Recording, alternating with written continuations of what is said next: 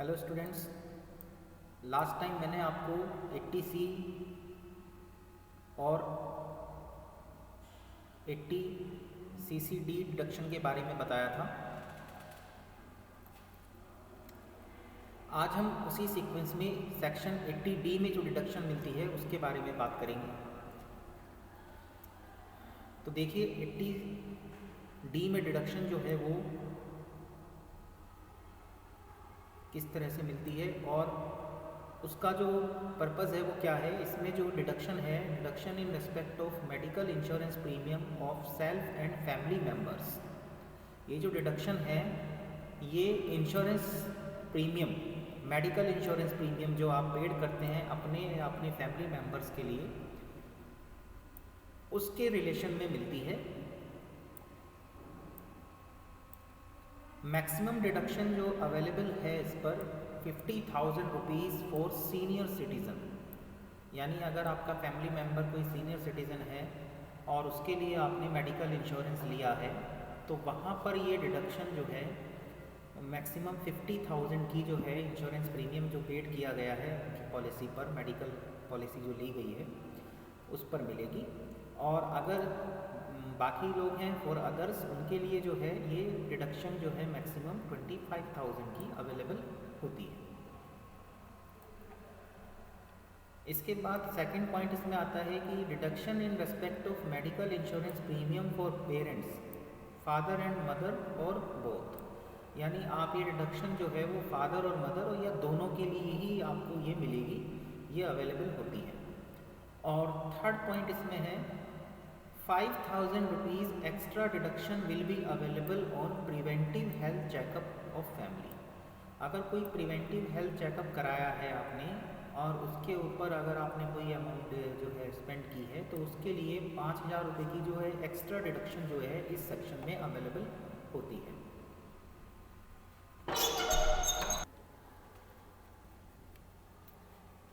इसके बाद नेक्स्ट आते हैं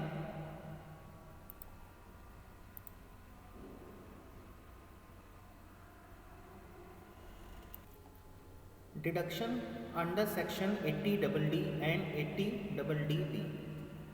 सबसे पहले हम 80DD डिडक्शन के बारे में बात करते हैं।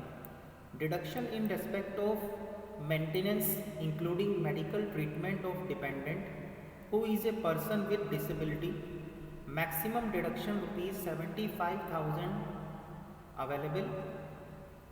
In case of disability 40%। ये जो डिडक्शन है ये मेडिकल ट्रीटमेंट के लिए मिलती है जो कि डिपेंडेंट है आपका, आपके फैमिली मेम्बर है उसके लिए, और उस पर कोई मेडिकल ट्रीटमेंट पर अगर कोई एक्सपेंसेस हुआ है। इसमें जो मेडिकल ट्रीटमेंट के लिए डिडक्शन मिलती है उसमें मैक्सिमम डिडक्शन जो है वो 75,000 रुपीज़ की मिलेगी। In case of disability 40%। 40% तक अगर डिसेबिलिटी है तो 75,000 है।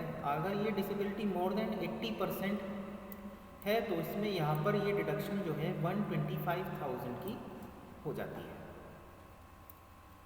इसके बाद सेक्शन आता है 80DD। Deduction to the extent of 40,000 और the amount actually paid whichever is less for expenditure actually incurred on self और dependent relative of medical treatment of specified disease.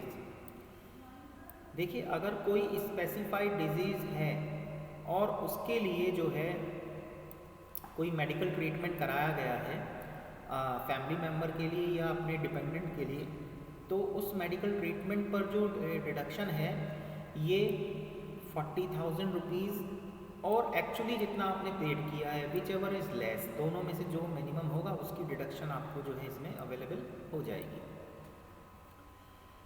In case of senior citizen, senior citizen के case में ये जो deduction है ये 1 lakh rupees की available है।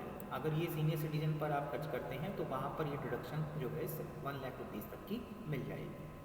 तो दोनों डिडक्शन में फ़र्क ये है कि वो मेडिकल ट्रीटमेंट के लिए मिली है 80DD और 80DD जो है वो स्पेसिफाइड डिजीज़ के लिए मिलती है, जबकि 80D जो है वो मेडिकल इंश्योरेंस प्रीमियम जो पेड हुआ है उसके लिए अवेलेबल होती है। तो इस तरह से आपको जो है इसमें याद रखना है डिडक्शन जो है किस पर्पस से मिलती है यहाँ पर।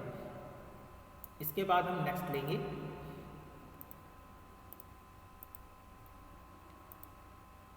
नेक्स्ट में आती है फिर यहाँ पर deduction in respect of interest on loan taken for higher education. बहुत ही इंपॉर्टेंट डिडक्शन है ये।